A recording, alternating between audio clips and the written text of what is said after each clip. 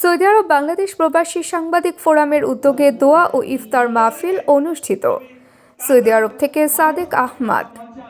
Saudi আরব বাংলাদেশ প্রবাসী সাংবাদিক ফোরামের উদ্যোগে দোয়া ও ইফতার মাহফিল রিয়াদস্থ হোটেল টি প্যালেসে অনুষ্ঠিত হয়।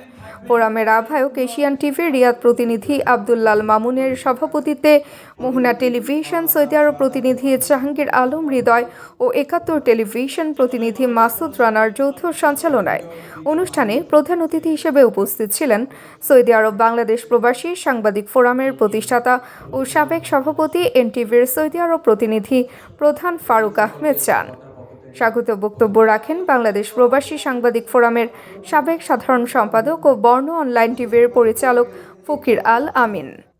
আমন্ত্রিত অতিথিদের মধ্যে বক্তব্য রাখেন বাংলাদেশ আন্তর্জাতিক স্কুল অ্যান্ড কলেজের অধ্যক্ষ রকিবুল হক, লেখক ও সাহিত্যিক কবি শাহজাহান চঞ্চল, রিয়াদ বাংলাদেশ থিয়েটারের সভাপতি মুসি সিরাজ।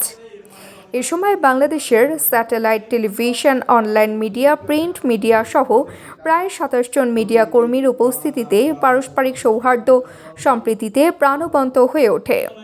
উপস্থিত অতিথিরা এমন আয়োজন ও প্রবাসী সাংবাদিকদের ঐক্যবদ্ধ ভূমিকার প্রশংসা করেন।